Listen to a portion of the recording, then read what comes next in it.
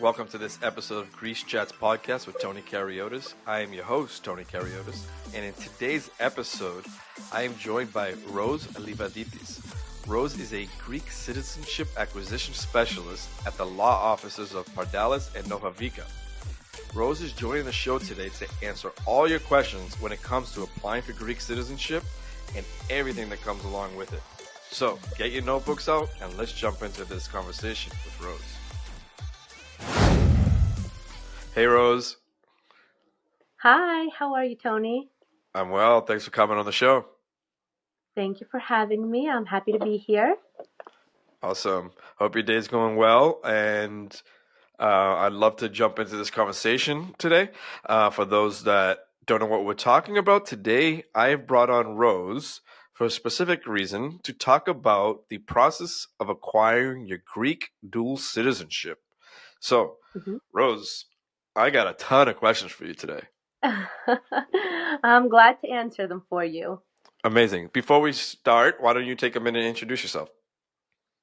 Okay, great. So I'm Rose Livaditis, and currently I'm working for Pardalis and Nohavicka, where I specialize in the Greek citizenship matters and just generally all Greek matters there.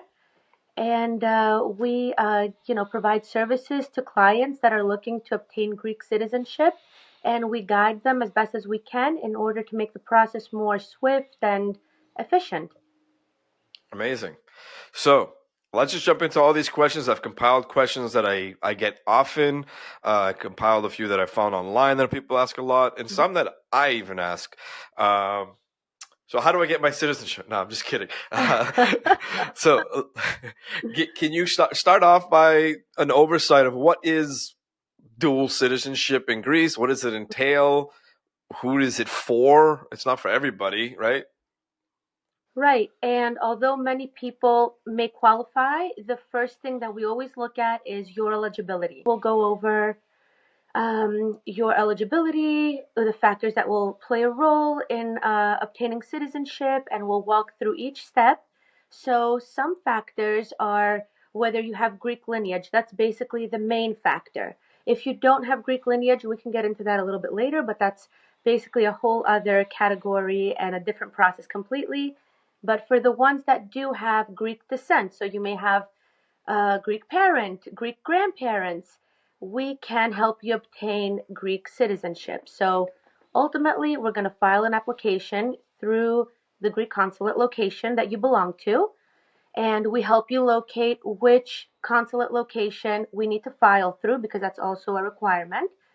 And then we'll just prove your lineage to your Greek ancestor. So that's a simple sentence, but it's actually a little bit more difficult sometimes than it sounds. And that just goes into how quickly we can locate the records, the Greek records. Let's say I have my grandma in the Chorio. I may not be able to locate her records as easily as if I had someone, let's say, in Athens because of a variety of factors that might play a role. Can you touch on some of the key benefits of obtaining citizenship? Absolutely. So with Greek citizenship, well, first of all, having dual citizenship. So let's say we're talking about U.S. citizens obtaining Greek dual citizenship. Nothing is affected pertaining to your U.S. citizenship. So therefore, you can have dual in Greece and in America. And that's important because some countries may have restrictions on how many types of citizenships someone can acquire. So some of the benefits are basically traveling throughout Europe. That's one of the most common benefits of Greek citizenships. It's about 186 countries. You don't have to pay for a visa in order to access the countries. And then just zooming in to Greece specifically, first of all, you get to unlock the super rich culture of Greece. You get to stay as long as you want permanently if you'd like. You can reside there. There is no requirement to reside there. So you can just obtain your citizenship and live in America if that's what you want. So you basically unlock the rich culture of Greece. You get to access to their education system. And basically you can even work remotely there. However, if you're there working remotely, at some point in time, you may have to pay income taxes. Okay. That sounds great and all, but I know a lot of people that go out and do this on their own run into a lot of challenges. Can you touch Hmm. on some of the challenges or obstacles that applicants face during this? Where I get stories where people say, "Oh, I'm 2 years into the process and I'm still stuck at this part." What are these obstacles that people run into? A couple of common obstacles that we run into are maybe a spelling discrepancy in someone's name. Sometimes when current US citizens, let's say they immigrated from Greece, they Americanize their name. This is something really common that comes up. Hmm. So we have Papagiannopoulos, they might have made it Pappas, Hmm. during the naturalization process. This will cause an issue unless we can provide legal proof of a name change. We will have to remedy this situation. Just like that, you cannot obtain citizenship. So basically, making sure that all the information aligns, birthdays, spelling of names, and so on. Another common maybe hurdle that needs to be overcome again is locating records, which our services can help you, obtain, and just generally having someone to explain the process to you, how long it's going to take, what you should expect. I feel like a lot of our clients, they feel much more confident undergoing such a long process when you have an expert. I don't want to call myself an expert, but just someone experienced in the Greek citizenship process. Now you say the typos can be from naturalization's shrinking name like Papadopoulos to Pappas, Hmm. but what Yeah. about if it wasn't that they changed it, but for some reason one has two P's and one has one P, and that's just a That's all. mistake. Exactly. That's something that needs to be corrected. And So it can we be depend. fixed. It's not like, oh, I can't get citizenship because of this. That's right. It can be fixed. Sometimes it's an easier fix than others. We would have to look at the case as a whole. But usually these types of issues can be fixed. It will delay the process slightly, but ultimately I think it's worth it because your goal is Greek citizenship. So just got to do what you got to do. Um, no, for sure, you're right. Can someone like I know we claim it through ancestry, but can it be claimed through marriage? It used to be able to be claimed through marriage. Recently, it's not as easy to claim citizenship through marriage, especially if you're not living with children in Greece. So, for US citizens wanting dual citizenship married in Greece, I would say that unless they were married a very long time ago, then currently no. For newlywed couples, it wouldn't be obtainable. Okay. Um, Now, what about when it comes to, so if it's through ancestry, we're claiming it through a parent level, a grandparent. Can we go to Hmm. great grandparent? I would say no. It's Okay. very rare, and usually the consulate sort of advises against that. And also, based on how old the records are in Greece, we're very, very rarely able to locate records just generally of that far back in time. Right. Usually, records come from remote parts of Greece, maybe little villages. There have been fires, records were destroyed. Certain municipalities were created later on, more recently, and they just don't have records of great grandparents. Sure. So, yeah. So my next question then is if you're claiming it through a grandparent, but let's say your parent is not registered, Mhm. what then? Do you claim it through the great grandparent or do you have to get everyone in order? Well, since you have Greek descent through your parent, it is always recommended that you go through your parent. So let's say your parent is not a Greek citizen, it's always recommended that they get Greek citizenship first and then you get it through them. And that's mainly because, first of all, the process is much more simple through a parent rather than a grandparent. When we're going through a grandparent, it's naturalization through descent with descent. So it's a different process of naturalization if you didn't have descent. But basically, we have to prove lineage all the way back to the grandparent. We have to provide additional documents, such as an FBI background check. And then we have to translate and apostille a multitude of documents, which if you were just going through your parent, we could have avoided. So the process is much longer, a little bit more complicated for clients looking to go through their grandparent. However, if that's the only option, the option exists for that purpose. So the option does exist for, let's say, they can't be in touch with a parent, or let's say the parent has passed, but the grandparent's still Exactly. alive. Then you can go through the Yes. grandparent, through the grandparent. And sometimes the parents are not interested in this Right. process. Yeah. So, What if there's no interest? Then in that case, does that stop mhm, me, or I can go through the grandparent if the parent is not interested? you can go. You have a right to citizenship. Okay. So as long as you have one Greek ancestor, it's your right to become a citizen if that's what you want to do. Okay. All right. I think one of the most common, or this is probably the question that everyone asks: how long does this take?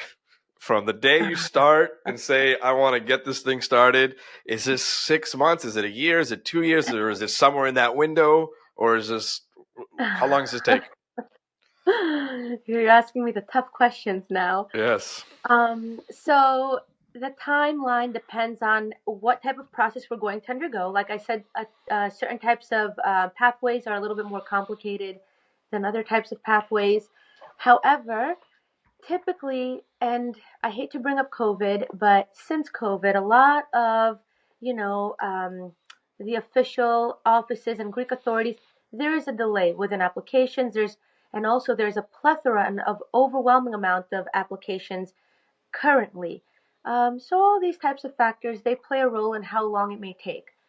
Depending on the consulate, sometimes it takes a little bit less time. Usually it takes about 2 years. Back in the day, it took less time. But now, currently in 2023, going into 24, it's going to take about 2 years. But the faster you gather your documents and we can review them, the faster that we can gather an appointment and you can finish the process on time. Right. Now, what about the complexity of the case? Does that play a role in the time? Like if someone's got all their ducks in order and they're handing you everything, is that going to speed Mhm. up that 2 year window a little bit? It can slightly speed it up. Again, it depends on which consulate location we're applying through because there's certain areas that have a smaller Greek population Hmm. and also there's less applications that they're handling. So of course we can get in a few months we can have an appointment and if someone has their documents ready. But in main cities, New York, Los Angeles, and so on and so forth, I don't want to name drop any consulate locations, but they do have an overwhelming amount of applications to process. And I believe that they're also understaffed. So it's not really anyone's fault. It's just that the process takes longer depending on where you are and, what your documents look like. Right. I want to talk a little bit now about new obligations that would come about if you were to become a citizen. For instance, Hmm. tax returns or military obligations. Can you start with the tax part? Sure. So I just want to disclaim that you should always get the advice of your For CPA, sure. whether you're a Greek or a U.S. citizen. However, just some basic, tax guidelines are you can work remotely, let's say, in Greece, and let's say your job is in the U.S., you would pay U.S. taxes, but after 6 months, you'd be considered that you're living mostly in Greece, so you would have to pay Greek income taxes. And that same rule applies across the board. If you're living the majority of the time in Greece, you're going to be required to pay Greek taxes based on Greek law, and sometimes in both countries. So that all depends on what type of business you're doing and what type of taxes we're talking about. If you own property in Greece, of course, regardless of where you live, you're going to have to pay property taxes in Greece. So that's generally, how the idea of taxes goes. For the military exemptions and military service, I want to point out that a common misconception is that if someone becomes a Greek citizen for a male before 45 years old, they're automatically going to have to go serve in the Greek army, train in the Greek army, and we've had um, interested applicants tell us, well, I'm 46 years old, so I'm applying now. And that's great, and I'm glad they're starting the process. However, you don't have to wait to be 45 and above in order to apply for Greek citizenship. We can apply for a certificate of permanent residency, which basically proves that you have been living outside of Greece, either, depending on the category, either the majority of your life, your whole life, and so on. If you're a student outside of Greece, there's a variety of factors that take that play a role in your military exemption. So again, if you go to Greece though for longer than 6 months as a Greek citizen, your exemption will not be valid anymore because you have to be the majority of the year outside of Greece. Is there other ways for exemption? Let's say it's not through residence. Are there other ways to get an exemption? Currently, I think whether either you have to be a student or just a variety of factors that play in residency. But Okay. most of the US applicants already live outside of Greece. So there may be certain exceptions, but we're dealing with applicants that live in the United States. Correct. Okay. I want to go back to the benefits of the citizenship again, and I want to talk about the benefits of travel, like the passport that comes along after you become a citizen. Can you talk about the strength of the passport? What benefits does it include? Okay, absolutely. So the strength of a Greek passport, it gives you access to all the European countries, and not only the European countries. You get access to the UK, the US, Japan, and other countries as well. So you would have access to the Schengen zone or the Schengen area, which is basically the main 27 countries of Europe. And that makes the Greek passport ultimately a European passport, access to Europe, and it makes it very powerful. It was actually ranked number 7 this year um, on a rank of, best passports to own. Amazing. Now, what about when it comes to education? I know you touched on this a little bit earlier, but Mhm. can you tell me the benefits when it comes to education and holding a Greek citizenship? Absolutely. So, Greece has great public education, even in the university level. And I would know firsthand because I attended university in Komotini. It was a wonderful experience. And being a Greek citizen allows you to do that. You would have access to all of that and more. Health benefits, healthcare benefits are also accessible if you are a Greek citizen. And just generally reconnecting with your roots, becoming one, and unifying with the Greek population and the community there. It's just a wonderful experience overall. I think it's someone would have to live and really experience this type of hospitality and just immersing themselves within the culture to fully understand the value of being a Greek citizen and being able to stay there long term, if not permanently long term. So Can, I would recommend it to anyone. of course. Can you touch on the voting rights that it gives you? Are you able, as a dual citizen, to vote in Greek elections? Yeah, dual citizens have basically the exact same rights as Greek born citizens. You would be able to vote, and you would have to uphold all your legal obligations as well as a dual citizen. So you're not exempt from the law just because you're a dual citizen. You basically have the same responsibilities as all Greek citizens. And one of the benefits of that is voting. All right. So now what I want to ask you is, by getting Greek citizenship, does that allow me to own property in Greece, or do I not even need that? Can I go invest as a non-citizen? You can certainly own property without being a citizen. You would have to have an AFIMI, so basically a tax ID number, and there is a legal process you have to undergo to obtain one of those numbers.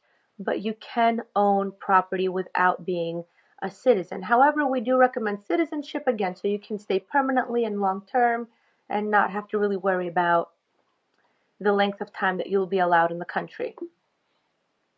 Okay. And then the last, it's not the last question, but it, so the next question that I have is, if someone was to apply, can they apply for their entire family, or does it need to be, let's say, a family of 5? Are they doing 5 different cases? Absolutely not. There are certain scenarios where we can record everyone's birth at the same time. There are certain situations where, when the children are adults, they may have to book a separate appointment. So I would have to describe a little bit of the process. So basically, if I were to register my children as Greek citizens, I would first have to register my marriage. Once I register my marriage, I would be issued something called a family registry in Greece, or an οικογενειακή μερίδα, and that document is where I would register my children's births. If they are under the age of 18, I could probably do that all in one day. If they're adults, though, they'll probably need to come back on their own and register their own birth. Okay. And I think this is a really important question. How important is it to have legal representation when you're going through this process? Personally, because this is what we do, I think it's very important to have legal representation, although it's not required to be represented by a legal professional. Having someone to guide you and explain the process, review the documents, especially in more complicated cases where someone may have to overcome an obstacle. It's great that you can have a professional who's going to review your case and immediately tell you where you're going to stumble and how to resolve that issue immediately. Whereas sometimes individuals undergo the process and then along the road, they kind of get discouraged because it's a little bit complicated.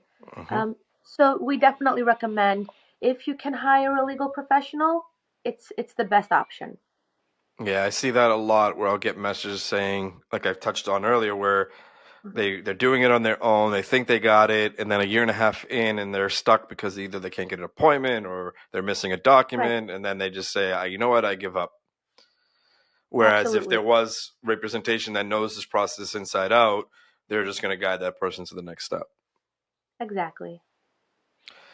Amazing. I think we covered everything. I think the only thing left that a lot of people ask, but it's not an easy question to answer, are what are the costs and fees involved to have representation and all Mhm. the fees that come on all the application fees.